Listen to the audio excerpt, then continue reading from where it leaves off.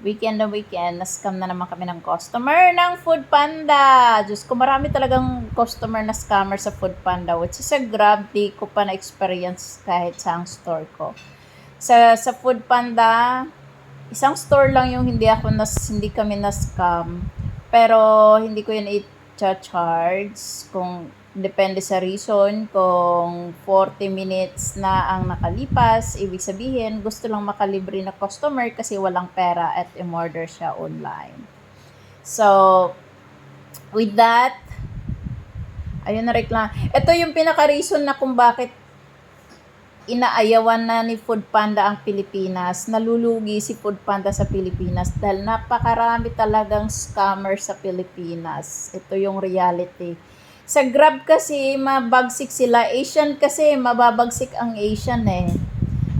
Filipino, Singaporean, may-ari ng Grab, taxi, Grab food sa Philippines, sa in general. So, hindi talaga basta-basta may scam ang Asian kasi scammer ang karamihan ng Asian, lalo na sa Pilipinas eh.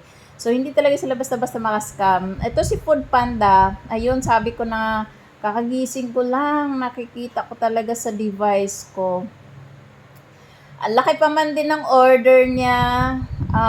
Italian pizza, 2 milk tea, at takoyaki. So, mahigit 6. Ayoko nang minsan para lagi kong sinasabi, karma na lang. Pero hindi naman ganun dapat. So, dapat talaga matuto din itong mga scammer na gusto na makalibre ng pagkain kasi walang pangbayad. Ang hirap-hirap kaya maghanap buhay. Kami kawawa palagi ang merchant. Ayun, itatag ko yung Foodpanda. Kasi, nangyayari lang to sa Foodpanda. Sa Grab, never ko pang na-experience. At ang sales ko sa Grab Food, wala sa kalahati. So, I don't want to compare, pero Foodpanda ko lang na naranasan to. Ito po sana kung may mga tao talaga na may mga tao talaga na gusto lang makalibre. Dati sa isang mall ko na pwesto, nasasabi ko palagi na karma na lang kasi minsan alam mo yon 30 minutes to 45 minutes bago i-cancel yung order at sasabihin ng isang reason na inedible. Kung inedible po ang pagkain or ang milk tea, hindi naman pwede maging milk tea inedible kung hindi kaya-aya kasi hindi mo makikita eh. At saka sarili at saka gawa yan. Kung hindi kaya-aya yung pagkain dineliver, 1 to 3 minutes, malalaman mo na kung hindi ka dapat kakainin or iinumin.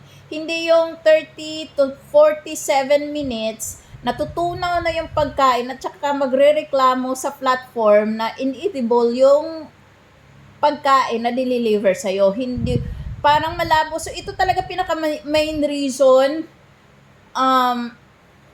yung share ni Foodpanda ibebenta na lang sa parent organization sa isang malaking company. Hindi talaga lalo na yung may-ari ng Foodpanda German, ayaw nila sa mga drama, ayaw nila sa mga ayaw nila sa drama. Mga Pilipino mahilig sa drama eh. Alam mo yung ganon? Kakalungkot lang kasi alam mo yung sanay ka na sa mga staff nila na makipag-deal, makipag-usap, to get more knowledge from them. Pero, wala eh. Weekend, mag-uumpisa pa lang yung weekend, Friday, at ito na yung may experience mo. Na-scam ka na.